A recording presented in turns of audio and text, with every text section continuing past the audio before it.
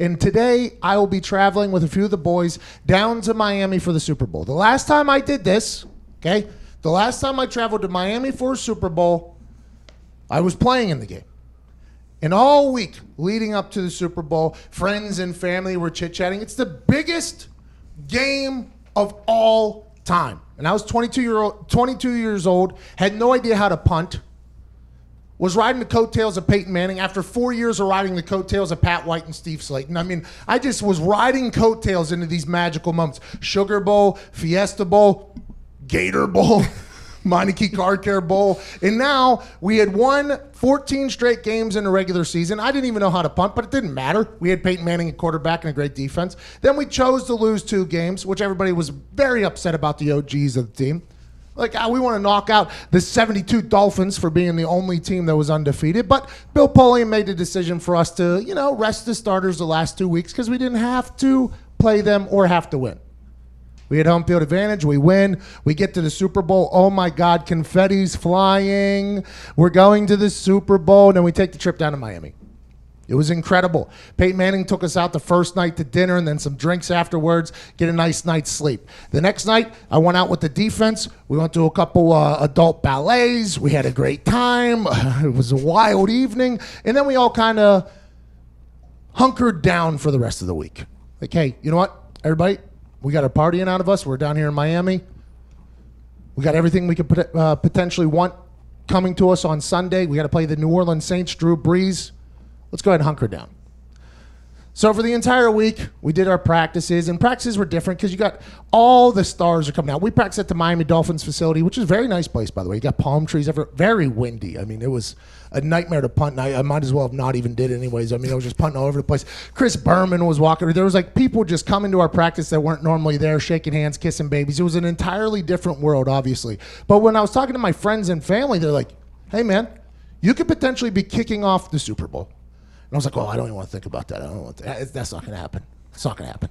So now as we get closer to the game, they're like, hey, you're going to kick off the Super Bowl. You cannot embarrass your family and your friends. I'm like, that's not going to happen. Don't worry about that. So we finally get to the game day. I jog out to warm up. I get a chance to talk to Deion Sanders right there. Lifelong dream, being a big fan of that guy. And I'm punting to Reggie Bush in the game. So I strike up a little conversation with Deion. He has no idea I exist, obviously. I go, hey, man, Reggie Bush is a returner. What would you do if you were me? And he was like, hey, keep it out his hands, boy. I was like, well, Deion, I wish I could control punts like you think I could. I have no idea where this ball's going. I was drafted to punt. I have no idea how to punt. Then as the game continues to go on, I see my family and friends in the top row of the stadium. Top row of the stadium. Obviously, when you're a rookie punter, you get a lot of pull with your Super Bowl tickets.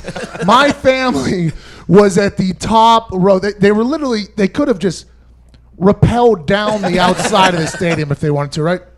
So I jog on the field. I see him up there. And I'm like, man, this is awesome, This is really cool to be here. This is just for opening warm-ups or whatever. And my one friend's like, hey, you're going to kick off the Super Bowl. I'm like, I don't even want to think about it. So as the game goes on, or as the warm-ups go on, I want to get a picture. My dad's got a camera. It's like a magical moment. I have to go over to where the Super Bowl 44 sign is or whatever on the field. Drew Brees is on there warming up. I'm like, Drew, my dad's got a camera. Hey, can you get the hell out of the way? Yeah. All right, boiler up. So I stand there, take a picture, wait to my dad. How's it going, old man? Good to see you. It's it's a lot. It doesn't even feel like it's a real game. The crowd isn't like a dominant Saints crowd. It's not a dominant Colts crowd. It's just like an interesting crowd, very corporate. You got a lot of people that just go. So just everything felt different and felt weird, And as I go back inside, Vinatieri's looking at me. He's not playing in the game because he was hurt. He was like, hey, there's only been a few amount of people that have kicked off a Super Bowl. It could be you. And I'm like, Vinny, I'm already hearing it from my friends and family. I don't need to hear from you. That is a massive moment I'm not prepared for. He's like, well, get prepared for it. It could potentially happen. I'm like, I hope not. So we go out there. You got the national anthem. Carrie Underwood sang it. She crushed. Obviously, it was a great singing performance. And then it came time for the coin toss. Okay, and I'm just kind of walking around on the sideline. And they go out there, and Drew Brees calls it. Boom. They win the Super Bowl, or they win the coin toss, and I go, oh, no, he's going to want the ball. Drew Brees is going to want the ball. And they go, the Saints have won the coin toss, and they have elected to receive. And I'm like, damn it! Here we go. Well, hello there. Utilize the promo code PAYTHEBILLS and get $20 off your first order from SeatGeek. Now, back to the magic. So the equipment manager that I always talk to, his name's Frog. Frog had my tea every time. Frog comes up to me and he goes, hey, give it a ride, kid. And I go, how about you? How about you do it? He was like, don't worry about it. You're going to be okay. I was like, Frog, what if I hit the worst opening kickoff in the history of the Super Bowl? He's like, you're not. You're going to be good. I was like, I feel like there's a chance I could. Like, at some point, somebody's going to have the worst kickoff in the history of the Super Bowl. At some point, somebody's going to kick this out of bounds. That could be me today. He goes, no, not you, Pat. But if it was, pretty memorable. I'm like, oh, my God. So I get the tee, and I go into the huddle. And I, Pat, you want to kick it left? You want to kick it right? I said, let's just hope I get it off the tee. Okay, let's just hope I want to kick it dead straight. He go, okay, let's just do that. We'll just do you sure you don't want to kick it left or right? I just want to get it off the tee. Okay, you got it. So I go out onto the field. I put my tee down.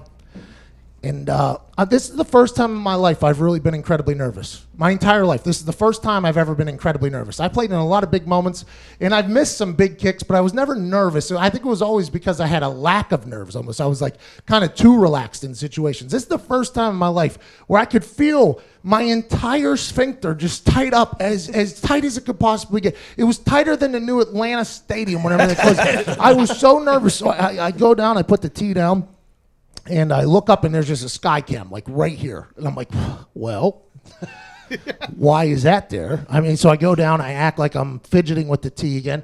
I look back up, and the ref walks over to me, and he hands me the ball, and he goes, good luck today, man. If you're going to hit any onside kicks, just let us know. I'm not hitting an onside kick, okay? I'm not hitting an onside kick. I said, what's your name? He said, my name's Greg.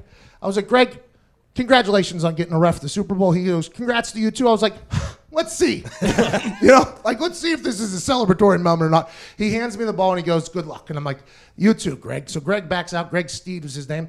I put the ball on the tee. I look back up. Skycam still just staring at me. I'm like, will this thing get the hell out of here? So as I act like I'm putting the ball back down again, Skycam goes flying out. I'm like, oh, this is awesome. So I take my steps back, and that's the first time in my life I really took it in the moment.